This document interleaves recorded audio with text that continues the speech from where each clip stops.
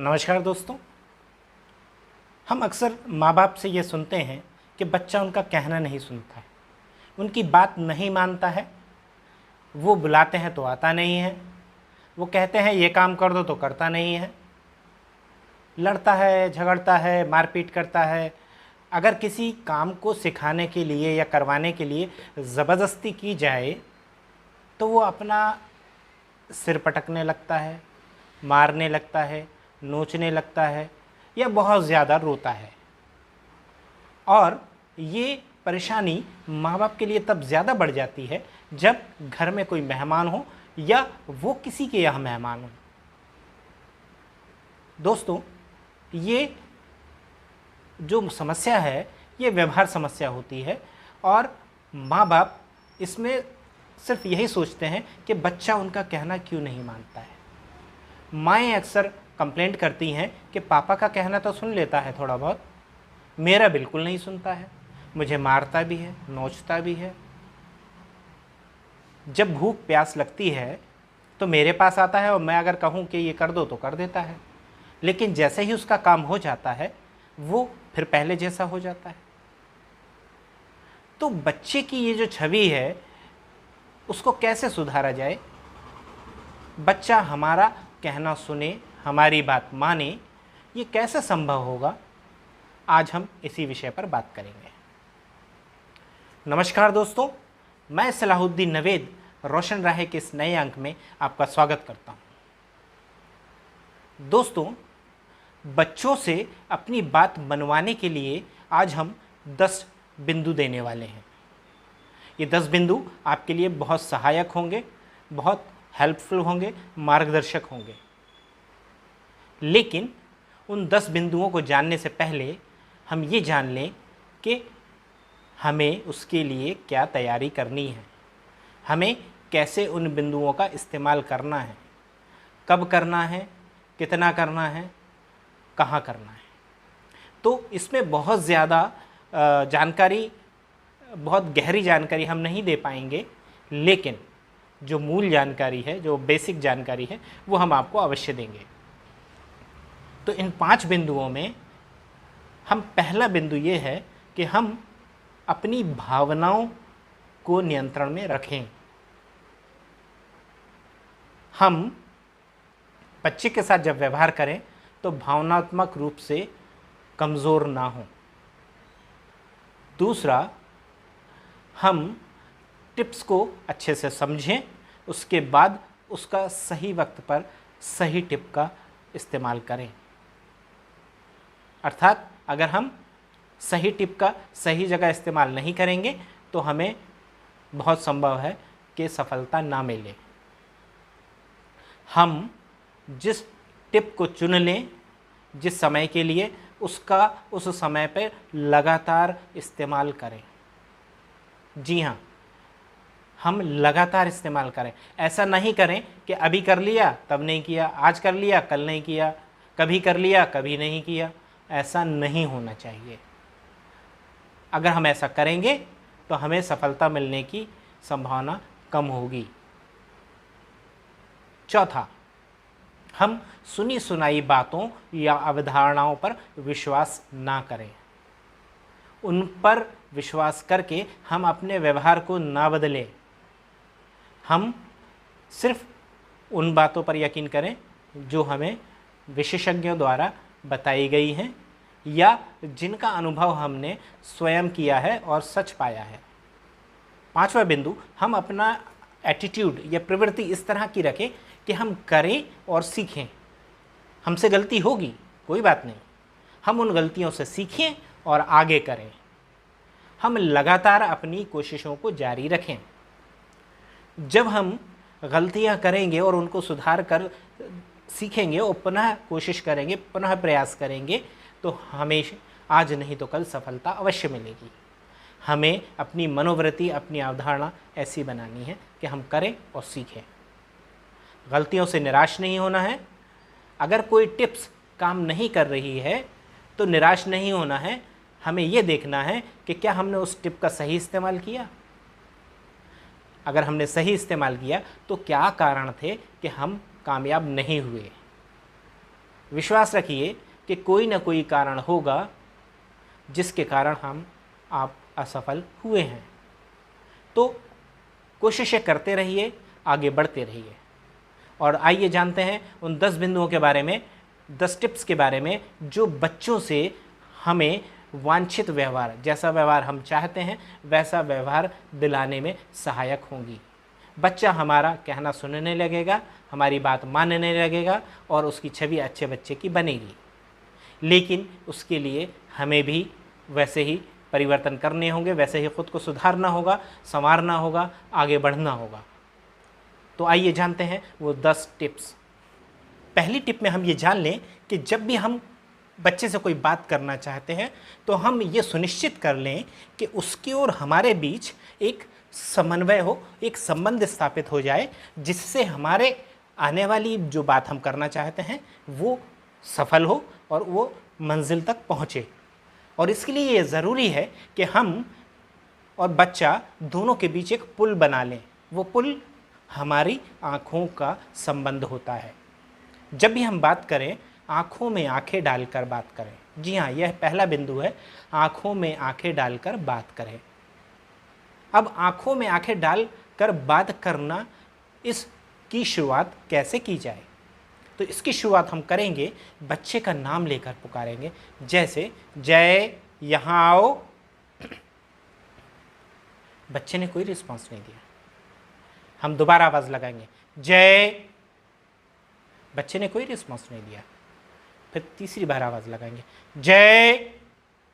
जय ने मुड़कर देखा, हमारी नज़रें मिली और हमने उससे कहा आओ। बच्चा हमारे पास आ गया। अब दूसरा इसका उदाहरण है कि हमने 3 बार बच्चे को आवाज़ लगाई बढ़ते स्वर में और बच्चे ने हमें कोई रिस्पॉन्स नहीं दिया। अब हम क्या करें? तो ये जान लीजिए कि जब 3 बार बच्चा रिप्लाई नहीं कर रहा है, हमको उत्तर नहीं दे रहा है, तो हम बच्चे के पास जाएंगे, उसके दोनों हाथों को पकड़ेंगे और तेज़ आवाज़ में बोलेंगे, हम आपको बुला रहे हैं ना।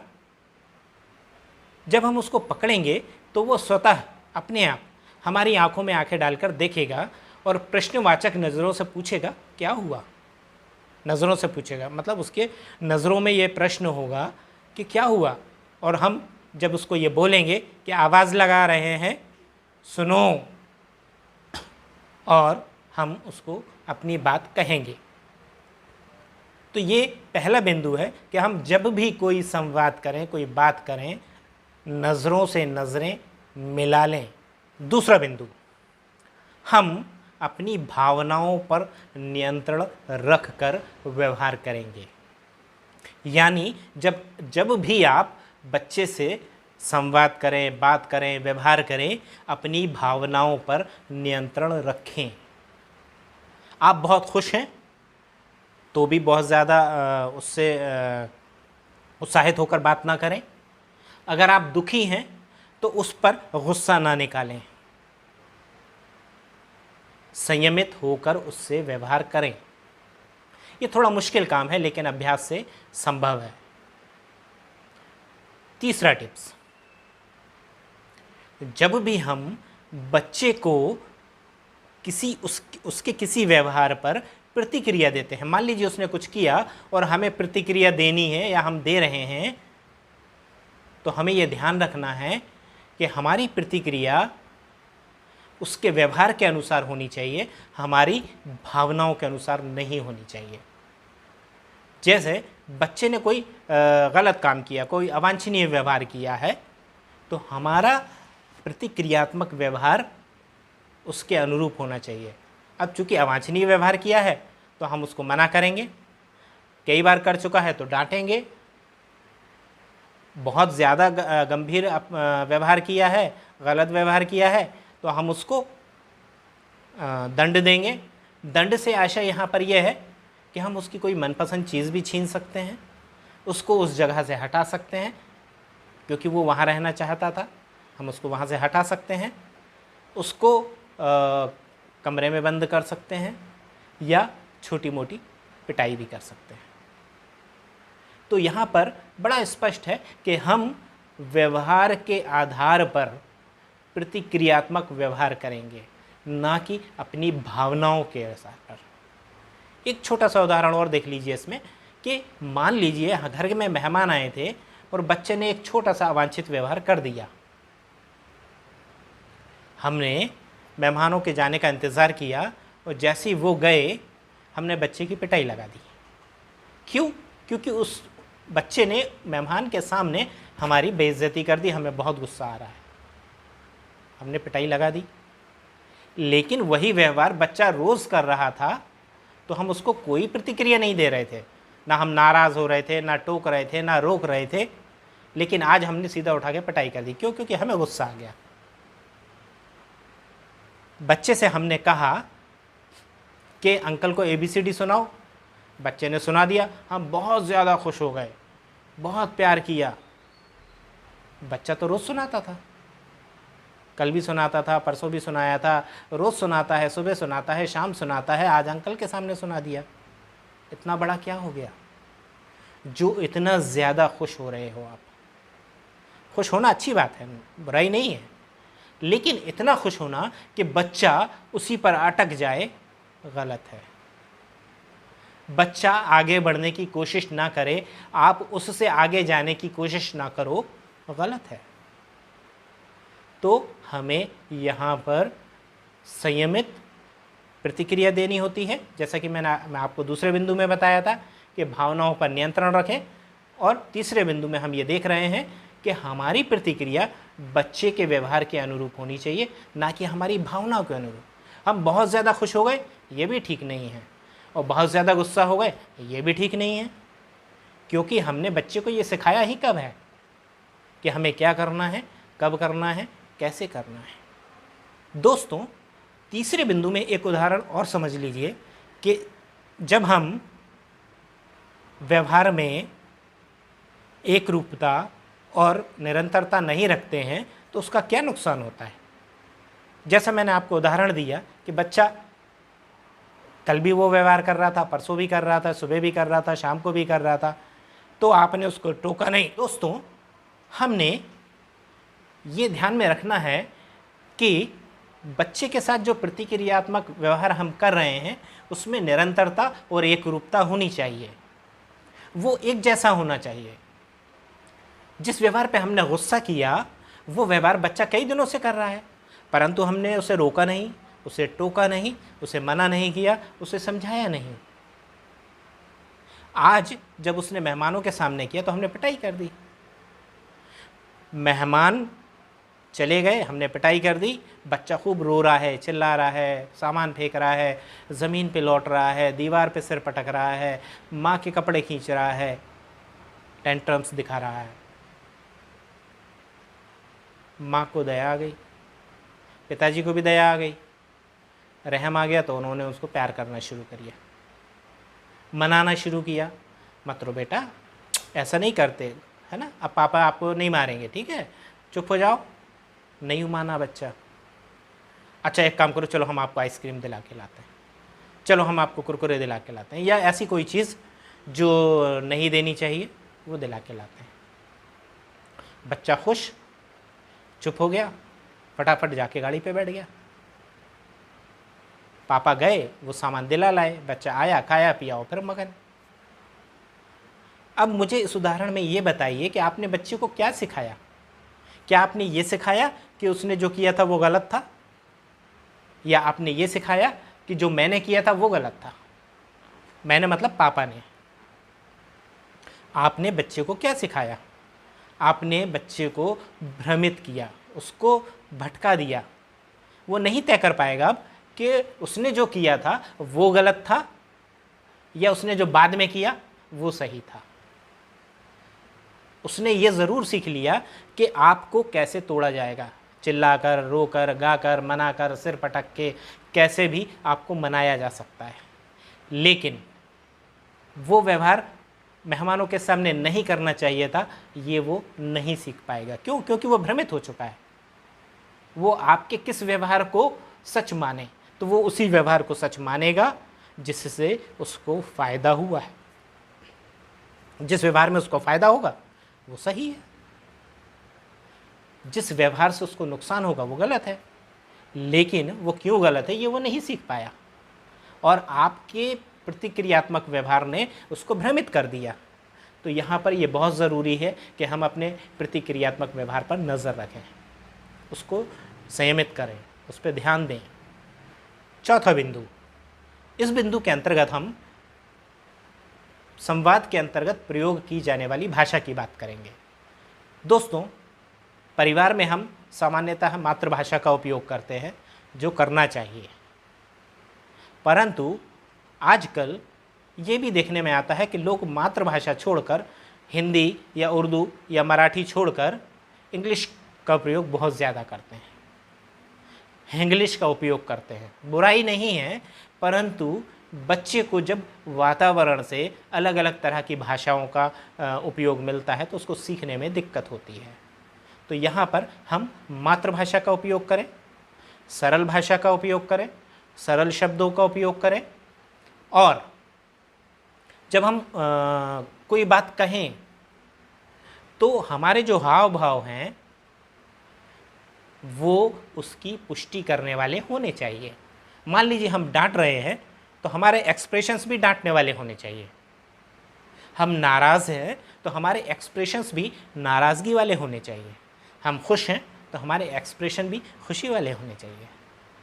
तो यहाँ पर हमें ये ध्यान रखना है कि भाषा और हमारे हाव भाव समान होने चाहिए, एक जैसे होने चाहिए। पांचवें बिंदु के अंतर्गत हम बात करेंगे आवाज़ की। हमारी आवाज़ कैसी हो? हमारी आवाज़ वातावरण के अनुसार कम या तेज़ होनी चाहिए। हम अकेले बैठे हैं, धीमी आवाज़ में बात करेंगे, सामान्य आवाज़ में बात करेंगे। हम दूर हैं तो तेज़ आवाज़ में बात करेंगे, हम बहुत दूर हैं तो चिल्लाकर बात करेंगे। आपने देखा कि जैसे मैं अपनी आवाज़ बढ़ाता जा रहा हूँ, वैसे ही हमें वातावरण के अनुसार, बच्चे और हमारे के बीच की दूरी के अनुसार अपनी आवाज़ को बढ़ाते जाना चाहिए। और अगर संभव नहीं है तो हमें पास जाकर बात करनी चाहिए। हमारी आवाज़ स्पष्ट होनी चाहिए, उच्चारण बिल्कुल स्पष्ट होना चाहिए, और टोन जो है वो आदेशात्मक होनी चाहिए, यानी ऑर्डर वाली होनी चाहिए।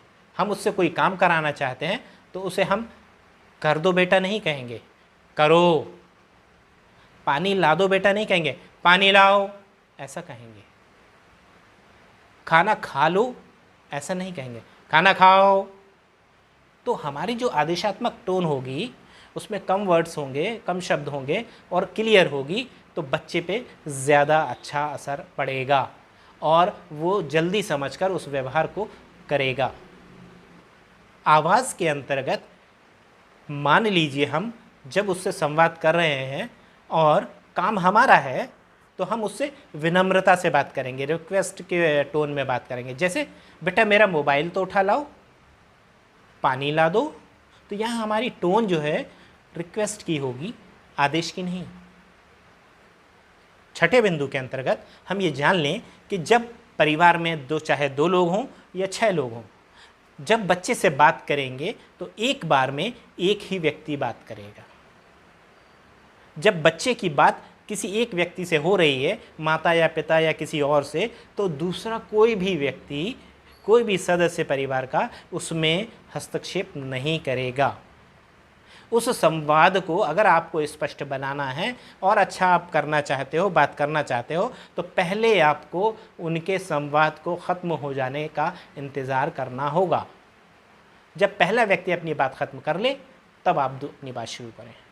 बीच में 2 लोग एक साथ बात नहीं करेंगे, 2, 3, 4 नहीं करेंगे। एक बार में सिर्फ एक ही व्यक्ति बात करेगा, बच्चा और माता या पिता, या जो भी बात कर रहा है। तो सिर्फ इन 2 के अलावा तीसरा व्यक्ति कोई भी संवाद में नहीं कूदेगा।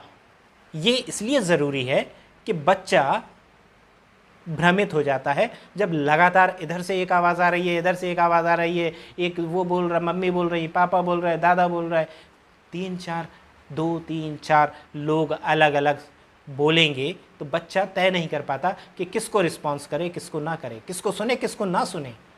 तो उसको इस धर्म संकट में मत डालिए। एक बार में एक ही व्यक्ति बात करे, तो ये बेहतर होगा। 7वें बिंदु के अंतर्गत हम ये देखेंगे कि हम जब जो कहें वही करें, जैसा कहें वैसा ही करें।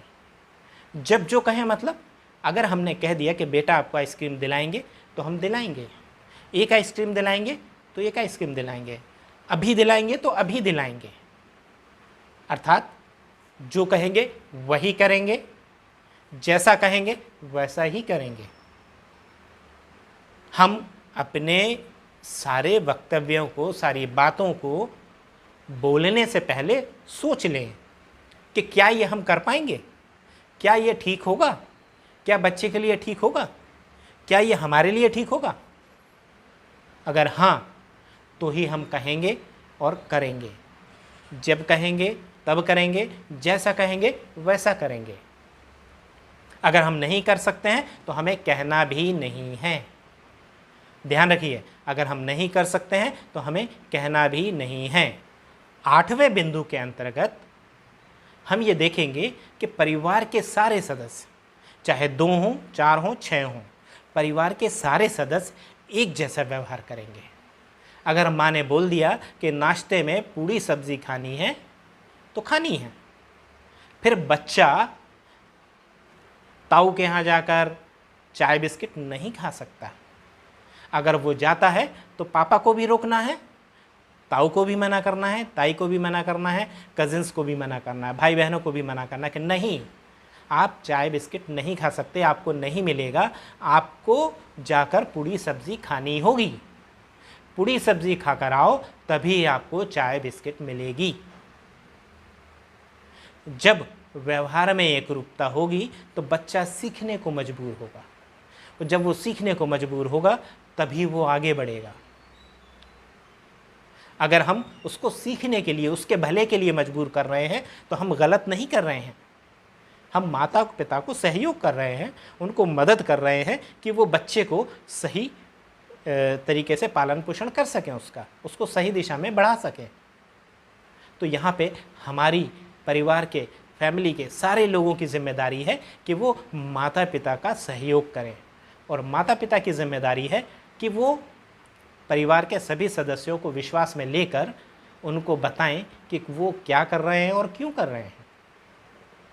तो इसलिए बहुत ज़रूरी है कि परिवार के सारे सदस्य, फैमिली के सारे लोग एक जैसा व्यवहार करें, कोई भी उसको तोड़ेगा नहीं।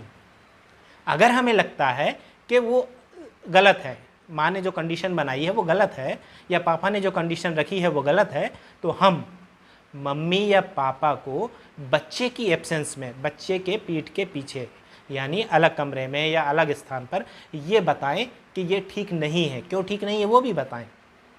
तो मम्मी या पापा अपना तर्क आपको बताएंगे, और फिर दोनों में से जो उचित हो आप वो निर्णय लीजिए। उचित हो तो वो रिलैक्सेशन वही व्यक्ति देगा, वही माँ या पापा देंगे जिन्होंने वो कंडीशन रखी थी।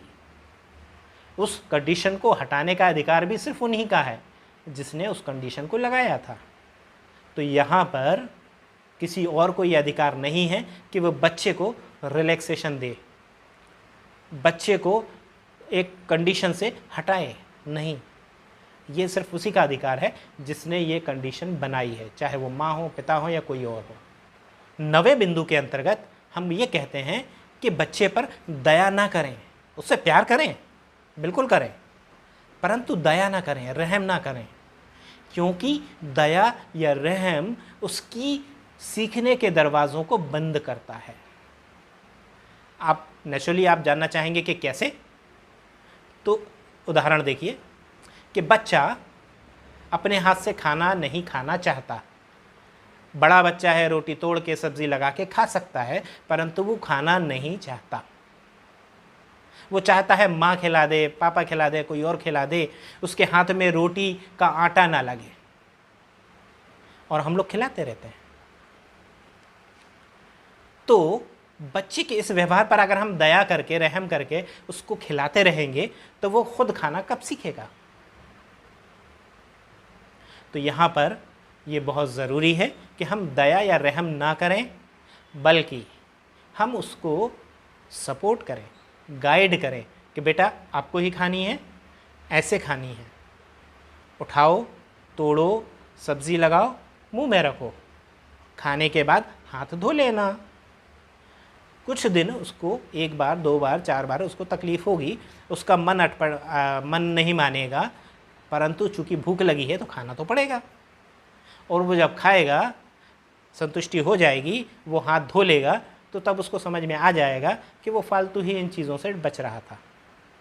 अब ये जो अटेम्प्ट आपने किया, ये जो कोशिश आपने की है, इसको लगातार करना आपकी जिम्मेदारी है। इसलिए बच्चे पर दया या रहम करके उसके सीखने के दरवाज़ों को बंद ना करें, उसके सीखने की कोशिशों को ना तोड़ें, बल्कि उसको मदद देकर, उसको गाइड करके, उसको सपोर्ट करके उसके सीखने की कोशिशों को बढ़ाएं, उसको हेल्प करें। हम काम करके मदद कर सकते हैं, परंतु नहीं करनी है या कम से कम करनी है। जो बच्चा कर सकता है उसमें तो हरगिज़ नहीं करनी है। जहाँ बच्चा नहीं कर सकता वहाँ थोड़ी बहुत मदद कर सकते हैं, परंतु वो भी लगातार और ज़्यादा देर तक नहीं। बोलकर मदद करें, इशारों में मदद करें। 10वें बिंदु में हम ये देखते हैं कि हम जब भी बच्चे को मदद करें, प्रोत्साहित करें, तो आवश्यकता होने पर ही करें। ख़ास तौर पर प्रोत्साहन में ये देखने में आया है कि बच्चा, मान लीजिए कोई काम किया उसने हमारे कहने पर, तो पापा, मम्मी, दादा, दादी या परिवार के सारे सदस्य के साथ very good very good very good शुरू हो जाते हैं। नहीं भाई, उसको हमें जिस व्यक्ति ने कमांड दिया था सिर्फ उसको करने दीजिए, पहली चीज़। दूसरी चीज़, वो व्यक्ति भी तब तक करेगा 1 बार 2 बार 3 बार, बस, उससे ज़्यादा नहीं। तीसरी चीज़, अगर हम हर छोटी चीज़ पर लगातार प्रोत्साहन देते रहे तो वो नई चीज़ क्यों सीखेगा। अगर उसको प्रोत्साहन पाना है, उसको शाबाशी पानी है हमारी, तो उसे नित नया करके देना होगा, उसे रोज़ नई नई चीज़ें सीख के बतानी होंगी, तब उसे शाबाशी मिलेगी। और हमें ये चीज़ ध्यान में रखनी है। दोस्तों, हम बच्चे से जो व्यवहार चाहते हैं, हम चाहते हैं कि वो हमारा कहना सुने, हमारी बात माने, हमारे मन में, हमारे परिवार के सामने, रिश्तेदारों के सामने, समाज के सामने उसकी छवि अच्छे बच्चे की बने। तो हम ये जान लें कि ये सारी चीज़ें व्यवहार के अंतर्गत आती हैं, और व्यवहार सामान्य है तो हमें 10 टिप्स की मदद ले सकते हैं। लेकिन कोई समस्यात्मक व्यवहार है, मान लीजिए सिर फोड़ना, नोचना, धक्का देना, सामान फेंकना, कहना नहीं सुनना, आप सारी कोशिशें करके थक चुके हैं पर बच्चा कहना सुनना नहीं सीख रहा है, तो ये व्यवहार समस्याएं होती हैं। इसके बहुत सारे रूप होते हैं, बहुत सारे कारण होते हैं, बहुत सारे प्रभाव होते हैं, और सबसे बुरा प्रभाव ये होता है कि बच्चा सीखता नहीं है, जो कि सबसे बुरा प्रभाव है उसके विकास पर। तो ये व्यवहार चिकित्सा का हिस्सा है, व्यवहार प्रबंधन, बिहेवियर मैनेजमेंट का हिस्सा है। अगर आप व्यवहार समस्या से पीड़ित हैं, बच्चे में व्यवहार समस्याएं हैं, तो आप, मेरा सुझाव है कि किसी नैदानिक मनोवैज्ञानिक, बाल मनोवैज्ञानिक या बिहेवियर थेरेपिस्ट, व्यवहार चिकित्सक से संपर्क करें। स्वयं लगातार अनगढ़ प्रयास कर कर खुद को और बच्चे का समय नष्ट ना करें, क्योंकि बहुत संभव है कि उसके लिए स्पेसिफिक बिहेवियर थेरेपी की ज़रूरत हो। तो यहाँ पर अपना समय नष्ट ना करें, ये मूल भावना है जो आप तक पहुँचाना चाहता हूँ। दोस्तों, ये 10 बिंदु हमारे व्यवहार को बढ़ाने में, स्किल्ड करने में, सुधारने में मदद करते हैं। इनके माध्यम से हम बच्चे के व्यवहार को ही नहीं, खुद के व्यवहार को भी सुधारते हैं, परिवार के वातावरण को भी सुधारते हैं। हमारा जो एक बच्चे का वातावरण है, जिसमें 2 लोग हों या 4 लोग हों या 6 लोग हों, उनको भी सुधारते हैं, उनको भी परिमार्जित करते हैं, उनको भी डेवलप करते हैं, ताकि वो बच्चे के विकास में मदद कर सकें, बच्चा सही चीज़ सीख सके। दोस्तों, आगामी अंक में हम बात करेंगे ऑटिज्म स्पेक्ट्रम डिसऑर्डर क्या है, उसको हम जल्द से जल्द कैसे पहचान सकते हैं, उसकी पहचान के 10 प्रमुख लक्षण क्या हैं। आगामी अंक में हम इस विषय पर बात करेंगे। दोस्तों, अगर ये जानकारी आपको पसंद आई है तो कृपया इसे लाइक करें। ऐसे ही इन्फॉर्मेटिव वीडियोस पाने के लिए चैनल को सब्सक्राइब करें ताकि आपको समय पर जानकारी मिल सके। इसके लिए बेल आइकॉन को प्रेस करें। ये जानकारी दूसरे ज़रूरतमंद परिवारों तक पहुंचाने के लिए इसको शेयर करें और हमारा उत्साह बढ़ाने के लिए इसको लाइक करें। मिलते हैं अगले अंक में। नमस्कार।